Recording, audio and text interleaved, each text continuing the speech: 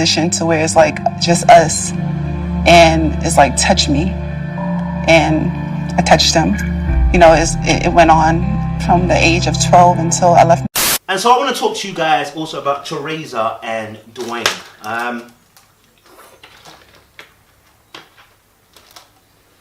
Hey guys, welcome to part 2 of our Love Goals episode review.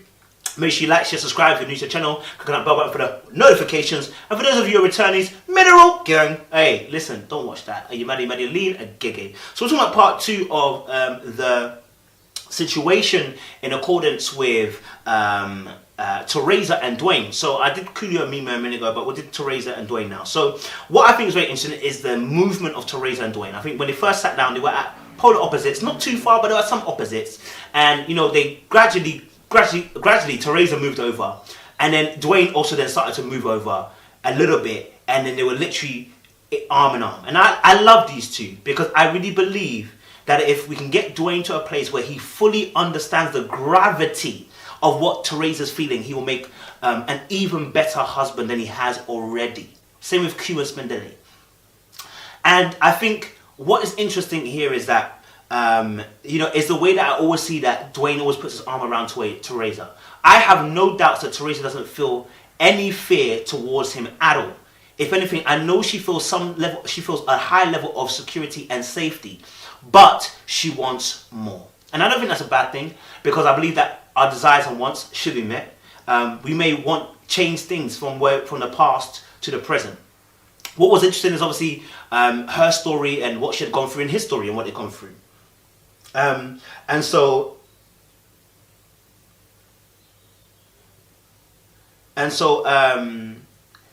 it is interesting because obviously by the time they started hearing, by the time they started sharing, they had heard everybody else, and that's why it almost feels like they got close. Because at the beginning they were at the farther ends, but as soon as they were hearing Spindelli and then hearing you know, a bit of Mimi, you know, Sunday rejecting, you know. By the time it got to a point, you know, Althea rejecting, or not even Althea rejecting, but it got to them, and it's like they heard so much deep things that Theresa and Dwayne got together at the middle to hold each other. Because the situation was so prevalent. Like when Dwayne heard, I think when Dwayne heard Coolio speak, I think that just set man off.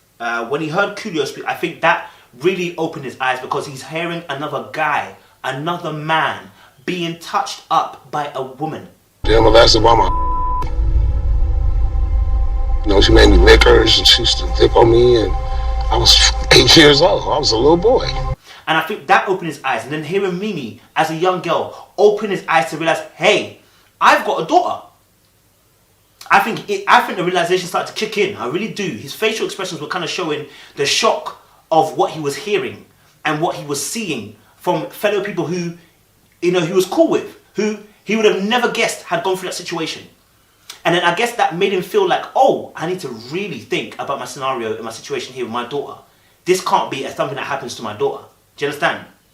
And I think when Theresa was talking, she was explaining about the fact she's the youngest of 8 kids, and she had a 5-year ordeal of abuse. You know, when you look at people, especially, you know what? It's interesting because when you look at people, right? When you look at people, you see this made-up person at first. And then you get talking to them and you start to unlayer them and delayer them. And then you start to come across some deep things that they've gone through. And then you get the bombshell that really opens your eyes. And then you're like, whoa, hold on a minute. Is this what you've experienced? And with Theresa explaining the fact that she had a 5-year ordeal from 12 to 17. 17, you know, of somebody who began touching her older sisters, and it came down to her. From the age of 12 until I left New York at 17, you know, it was like this dark cloud in our house. You know, this is scary stuff, you know. And the traumatic experience is that it may be for her, I wouldn't say she's over it, but it's like her next thing is not necessarily about her, but it's about her daughter now. Like, she wants to make sure that her daughter never goes through that. And having 5 big ass men in the house roaming free, as she explained the fact that her daughter sometimes running around with no knickers and the man then picking her up. Listen, they can be the coolest people, but you don't know who's got the evil mind. And so this is why it's important, especially in this day and age, this is why it's important, yeah, to have, as I said with Dwayne, to have the studio away from the house. You know, I'll catch her running around the house with no underwear on, just her pajamas. And, you know, I see all of these men in the house. And if she doesn't have underwear on and one of them pick her up, I'm like, put my daughter down. You know, it's so defensive. It's not because it's mean. It's not because we're trying to, you know, get you out or try to, you know, come at you. It's because these kind of events can happen. You know, and when I hear stories of people who are trusted members of families, family friends, getting time with the kids, and then this thing happens. And actually, it scares even me, because it's like, I love kids, innit? Like, do you know what I mean? I look after my brother. I grew up, you know, I'm the firstborn, so my brothers and sisters below me, I've changed nappies, I've done all those kind of things. So looking after kids, it's never been a problem for me. I remember even a few years ago, you know, my friend even said, listen, can you look after the kids? I said, yeah, me, I'm a disciplinarian, so if you mess around, I will discipline you. You understand? But I'm good with kids. So to now think to myself, I have to start thinking to myself, how do I make you feel comfortable if you ever leave your kids around me for even 5 minutes? Like, it got to a point, I remember at church some weeks back, and I was so shook. They gave me one of the little girls, right? And I know her mum, and and little girl was playing around or whatever. And they were in a church meeting. So I was like, I'm not involved in a church meeting. There was a few of the little kids, right? But I began to get shook. I was like, hey, like, you know, like, I know I'm not going to do nothing. But I'm thinking to myself, like, for the other person's perspective, you know what I mean? How do I make them feel comfortable? I started thinking to myself, whoa, you know, because I've become so conscious and aware. Just like when I'm walking down the street and I see a woman and it's getting dark, I cross the street or I start singing because I want you to feel comfortable. And I'm like, these are the things that if people are not aware of, we act blindly, and actually we can trigger people and we don't even know we're triggering them. You know, so I understand Theresa's position. It's scary, man. I'm telling you, like, I even started thinking about it, like, who am I going to leave my kids with? You don't even know if you can leave with your parents now. Like, not even your parents. You don't even know if, exactly, parents. Because it could be parents, it could be your brother, it could be your sister. Like, you sexually assaulted before the age of 18, and roughly 1 in 7 boys. And that 90% of those sexual predators will be someone that the family knows. Who you can leave it around. They're no longer safe. You've heard stories of people leaving around with their kids with their brother, and he touches them up. Like, what? What is that? So who do you trust? Even the parent that you're with, could be the one touching them up. It's just, well, even before I got Dwayne talking, what was interesting that Theresa and Dwayne, when Theresa was talking, she was comfortable enough to be able to sit in the bosom of Dwayne and be able to express how she felt. Now, I don't know if that's because she's made that known, the 5-year trauma, she's made that known to Dwayne before, or whether that's just simply because she felt in a place where she felt secure enough to be able to explain the situation without feeling uncomfortable in his presence. Because everyone else when they were telling their story kind of separated. So that was interesting. And obviously Dwayne then began to speak about his situation, about being a young kid, you know, about, you know, having to fend for himself, you know, part of the crack baby era, you know, and then being abandoned and having to be looked after a particular parental figure who raised them up, and not raised just him up, but a few people up. And, you know, he gained a rep and a sense of power from entering into a gang later on, right? Because you're always searching for that family vibe, right? Looking for people to take that brotherly love, right? Looking for that kind of thing. What was interesting for me is that it then made sense why he always is so strong on helping the boys in the hood, because he was also helped. You know, and I was saying to you that there's a reason why he's so strong on this issue and unable to release it for his wife. It's not just because he's a nice guy, it's because there's a duty that he feels towards that. I put this in the last few reviews back in the day. He feels a sense of duty. Why? Because of us, and she just raised me, my brother, my cousin, like the whole block, you know, and we all joined the gang. Because where he's come from. And this is so critical because many of us have these duties that we feel because of what other people have done to us in the past. You know, I myself, you know, I try to help people out with money as much as possible, because when I was younger, you know, I didn't have much money. My boy, you know, he had a lot more money. Whenever he wanted to go out or go somewhere, he'd pay for me for everything. Everything. So it made me feel like, when I get the money, I have to do that same for other people. I have to help them, pay for this, pay for that, give them money here, give them money that. Because I realized someone else did it for me. It makes me feel duty-filled. And that's why I feel that Dwayne is at when it comes to the boys, you know, looking after them. And so, as Spirit said as well, they play their trauma off one another. You know, she's concerned about the child, he's concerned about his boys. And the simple solution here is that it didn't have to even go that deep to even get to that place. Simple solution is have the base of operations away from the home. Or if they're going to be in a home, it should be closed off. They can't enter into the main building. They shouldn't be able to have access, because if they do, it just means that, fam, again, she can be triggered. You know, and you know, your child is the most important thing. You don't want to ever have a story like that as well. And I love the stat. I mean, I don't love the stat, but it's good to have stats because it opens your eyes to things. When Spirit said, obviously, sexually assaulted before the age of 18, and roughly 1 in 7 boys, and that 90% of those sexual predators will be someone that the family knows. 1 in 4 girls and 1 in 7 boys will be assaulted before 18. And that lets you know the kind of levels that we're at, and the epidemic that we're at in terms of evil, heinous, disgusting behavior of individuals when it comes to young kids. I think also with Spindelli and Q, it was very interesting because Spindelli actually untangled herself as well. And my favorite word I'm using today is untangle. She untangled herself from the physical union she had with Q. Now these two are always very, very, very touchy-feely, very in each other's arms. You know, they are always showing love and affection when they're in group therapies, right? And on this particular moment, she untangled herself to be able to discuss what she felt. And what was really interesting about Spindelli's particular tale was that, you know, she obviously explained her situation very, very quickly, and then said, yeah, that's it. And the reason why Spirit picked up on it as well, again, is that in the black community, we are processed to deal with pain and just get over it, yeah? You can't afford to cry. You've got to get up, get over it, and move on. Yeah, you can't come and die on this particular hill.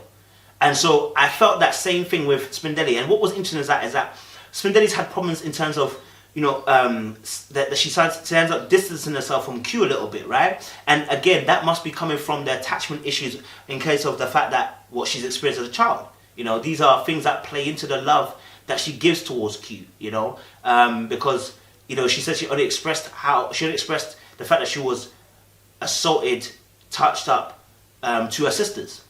And that leaves you at a very narrow place, that there is something in your mind that you can never share with somebody, or never feel that you can share with somebody. What does that do to the mindset? What does that do to the person's thought process? What does that do to the person who meets men who are the same people who actually did this heinous crime to her? You know, what does it do? What does a PTSD happen? What does that affect like? You know, we have to start really thinking in that format. There are so many things that are going on. And obviously, just to reiterate as well, with the short stories, like just like the guys do as well, with the, you know, it is what it is. You know, Spindelli does it with the fact that she keeps her story short, and it's like, I don't want a pity party, because I don't think anybody there wants a pity party. Nobody wants a pity party, you know. But you don't want to feel like you're giving a story that people are going to be pitying over. So sometimes you wrap up your story real quick. You're used to wrapping it up quick because like you don't want people to feel a certain way towards you, or you feel like they're going to be bored and not listen anymore. So you wrap it up quick. That's it. That was quick to bottle up. The interesting thing about pain is that we can't go around it. And that's what we saw with Spindelli as well. And you know, it was interesting because she untangled herself to explain her situation, but so quickly. Now, my thing is this: you don't untangle yourself to explain something very quickly. You understand? You don't untangle yourself. You untangle when you want to dive into the situation, but maybe you're not sure how to, or, you know, maybe you're feeling like you're not sure if you can do it, right? And so when she untangled herself, I knew already she wanted to talk about the situation. She wanted to be free. She wanted to relieve herself of what she was feeling. And we see that because when Spirit then asks her, are you willing to talk about it? She does talk about it. And what happens is she puts on this weary smile when she said, are you willing to talk about it? There's a weary smile that comes through, an awkward, painful smile that comes through. And that signaled to me that she wants to talk about it, right? And then at the end of it, of the conversation, she says, you know what, I know my kids are going to see this, but I needed this to do this for me. And do you know what? You do. You do. The silence is a killer. I just did a video where I was talking about silent treatment. It's a narcissistic way of being able to punish, disempower, and control an individual. And when we do silent treatment to ourselves, and to silent what treatment we face, it's to gain control. It's to gain control and have power, what we feel over the situation. But actually, the power is talking about it and releasing it at the time that you feel comfortable to do. And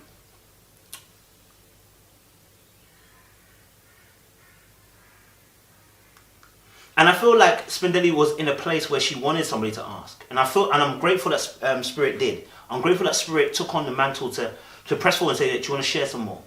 Because we got a deeper insight into what she faced and what she went through.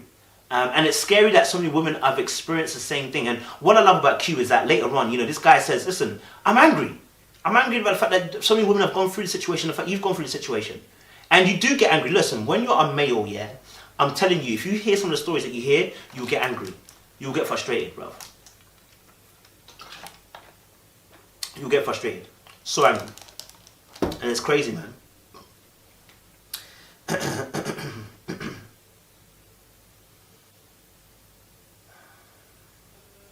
And I love the fact that Q didn't move away from Spindelli. Although she untangled herself and removed, the entanglement, he actually kept his hand by his side, and still his hand was on her, kind of like touching her outer thigh. So she still knew he was there. She still knew that he was still present. She still knew that he was still in the building. You know what I mean? That was his level of comfort to give her. And, her realness was coming through, where she said, obviously, she felt like she will get angry if she doesn't numb the feelings that she feels, and she could attack. And I feel like the anger, the frustration, the pain that you're feeling, I think a lot of women will be in the same position, that if they didn't do this, they would attack. They would go off the rails. They would go mad. Because when you feel powerless, not only in the situation you went through, but also in a justice system that doesn't necessarily actually bring to justice the perpetrators, then you will feel like there's nothing to lose, and you're going to go wild, off the chainsy. And so I understand her feeling, and as a male, I'm looking at myself and saying, how can I help in these situations? Just like Q, I believe, is asking himself as well. And when she finished, what was so important about the security of Spindelli in Q is that she fell back into his arms. She went back to entanglement. And when she finished, she said, she's sorry, babe. And he said, I'm proud of you. I almost cried up again, fam. Like, this stuff was getting me emotional, because I know how hard this must be for them. I know only in the fact that I've dealt with people who have gone through that certain thing, and I see how tough it is to explain. But I don't necessarily know by literally what I've been experiencing it. But, I'm empathetic towards the situation, and I'm like, God damn. To see that, to experience that, and the fact that she said sorry, babe, as well, again, that she, I guess because she didn't share that with him, and again, it's about having an openness. Sorry, babe. And you see that Q, when he responds, is that, I'm proud of you. I'm proud of you for explaining this, for letting this go and to speaking on it. I'm proud of you. And we need more safe spaces, because that's what she got from him. She couldn't have rested back in his arms if he wasn't a safe space originally. She knows she has a man, a safe space. And this is where we need to get to, especially as men. And I hope that you share this with other men, ladies, if you're watching this, that we need to be a safe space for these events when our partners have gone through certain things like this, to be a safe space of a cushion, and to be a person they can rest their head on when they need that support, when they're explaining or having to divulge such information. Interesting, obviously, when Q began to speak also, he then separated himself from Spindelli, and sat upright and explained his position about how he had to almost sell crack to his mum. And then that's a traumatic event to go through. You don't go through that and not be changed. And I think, obviously his viewpoint towards that particular lifestyle obviously was renewed and reviewed. But it's interesting because obviously when he separates, the way he really separates himself from the entanglement, it's almost as if like there's an independence there. Like he almost like he didn't need support. Like he's like, I'm strong, I'm good. You know, and I think that that plays into the fact that he can be strong for Spendelli. He's like, I don't need to be strong for me, I'm strong for you. And that's what I felt was coming through that body language. And again, just to reiterate as well, he had to walk through 3 gangs. 3 gangs before he got to school. So again, when people start talking about, you know, why did you join a gang, you make bad choices. Some people are literally faced with no options, almost, it feels like. You know, they have a choice, but the options are very bleak. And you know, when Q was talking to Spirit, he was looking at Spirit many a time. And even when they were leaving, he actually puts his hand into Spirit's hands and says thank you as he was leaving. You know, these are the qualities that I believe Spendelli is looking at in Q. That this is a man who truly cares and has a heart for her, but also is respectful.